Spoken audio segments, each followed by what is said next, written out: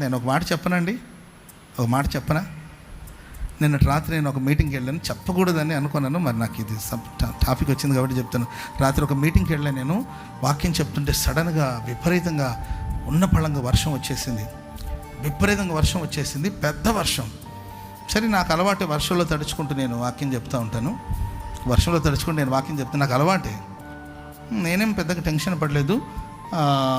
సరే, వాక్యం చెప్తుంటే సడన్గా నేను పట్టుకున్న మైక్లోకి కేబుల్ ద్వారా కరెంటు సప్లై అనేది వచ్చేసింది.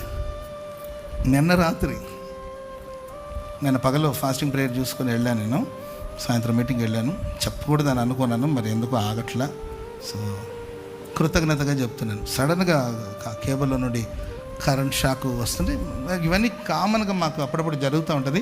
కొంచెం కరెంట్ షాక్ లాగా వస్తే తిమ్మిరి వచ్చినట్టు ఉంటుంది, చేతిలో తిమ్మిరి పట్టినట్టు ఉంటుంది. వెంటనే కర్చిప్ తీసుకొని ఈ మైక్ని ఇలా చుట్టేసుకుంటే కొంచెం సెట్ అయిపోతుంది. అలాంటిది కర్చిప్ ఇచ్చారు, దాన్ని అట్టు చుట్టుకున్నాను. అది కూడా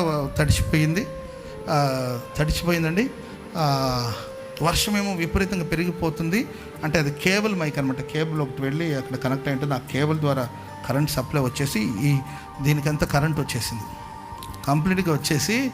ఇక నేను చెప్తూనే ఉన్నాను, నాన్న దీనికి ఎర్త్ వస్తున్నట్టుంది అని అంటా ఉన్నాను. ఇంకా మన బ్రదర్స్ వాళ్ళందరూ వచ్చి అన్న దాన్ని వదిలేయమంటున్నారు. కానండి మైక్ కిందకు వదిలేసామంటే వదులుదామనుకుంటుంటే, నేను వదలాలనుకుంటుంటే అది నన్ను వదలట్లా. నేను వదలాలనుకుంటున్నాను కానీ అది నన్ను వదలట్లేదండి. ఇక వెంటనే వచ్చి నా దగ్గర ఉన్న తమ్ముళ్ళు వాళ్ళు వచ్చేసి నా దగ్గర నుండి అది లాగాలని ట్రై చేస్తున్నారు. కానండి లాగాలని చూస్తే వాళ్ళకి షాక్ కొడుతుంది, వాళ్ళంత దూరం పడుతున్నారు. ఇదేమో నన్ను పట్టుకునింది.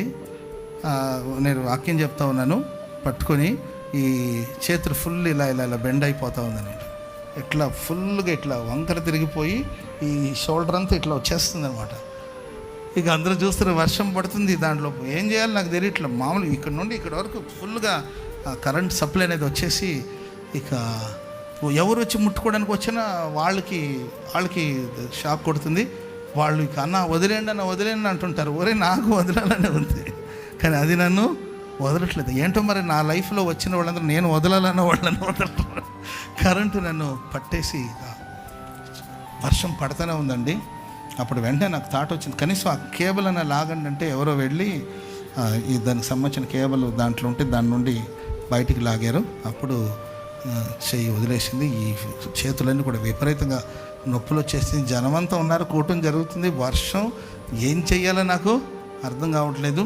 చేతులన్నీ విపరీతంగా పెయిన్, నరాలన్నీ అట్లా లాగేసి ఇట్లా ఫోల్డ్ అయిపోయి చెయ్యి ఇట్లా వచ్చేసింది చేతులంతా. ఆ తర్వాత అక్కడ పక్కనే చర్చి వాళ్ళు ఉంది. ఆ చర్చిలోకి వెళ్ళి బట్టలని తడిచిపోయింది. చర్చిలోకి వెళ్ళి అక్కడ నేను ఇంచుమించు ఒక 30 minutes అక్కడికి వెళ్ళి మళ్ళీ పాట పాడి ఒక 30 minutes వాక్యం చెప్పి ప్రార్థన చేసి తిరిగి వచ్చాను. హల్లెలూయా, హల్లెలూయా. వచ్చాను, ఇప్పుడు బాగానే ఉన్నాను, ఏం ప్రాబ్లం లేదు. ఎందుకు చెప్తానంటే, దేవుడు మన ముందు ఒక గుంపుని, మన వెనకాల ఒక సైన్యాన్ని దేవుడు ఉంచి అనుక్షణం మనల్ని కాపాడే దేవుడు. స్తోత్రం చెప్పండి అందరూ గట్టిగా హల్లెలూయా.